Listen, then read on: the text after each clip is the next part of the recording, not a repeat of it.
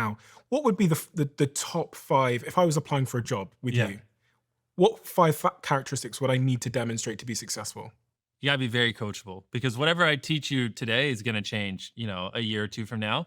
Always learning, always improving. Coachable. A big thing for me is you gotta see the value in working here. Like you really, I don't, this isn't like a job. This is a career. Like if you don't, you know, realistically see a world where you're working for me in 10 years, then it's pretty hard for me to invest into you at the level I want. Like I don't like training someone for 6 months. They work here for a year and then I lose them. What I like is I train someone for a year and then I get 9 years of dividends on the back end where they crush at their job and I'm constantly paying them more because they're becoming more valuable with time. Like that is like the eighth wonder of the world is investing heavily in an employee and then they stick around for a decade. You know what I mean? It's like there are some of my top guys that I spent 3 or 4 years in the trenches with training and working with. They're like Tyler, who writes a lot of my videos and directs them.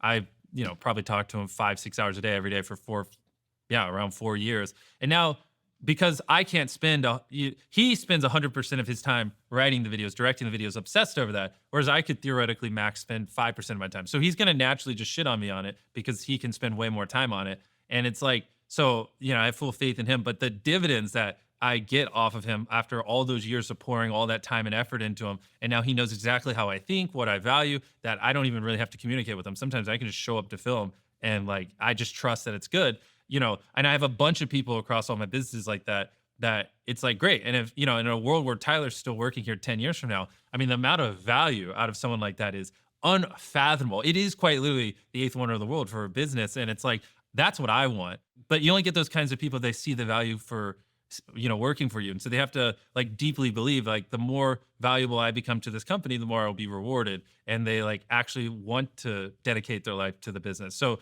that's very important because if I really don't get that vibe, then it's not fair to both of us because I'm not going to invest in you like I should because I don't think you're going to be here in 10 years and then you're going to feel that. And it creates so coachable, sees the value, obviously obsessed. I just don't like working with mediocre people. I mean, I really just can't stand it. It's the fastest way to make me depressed.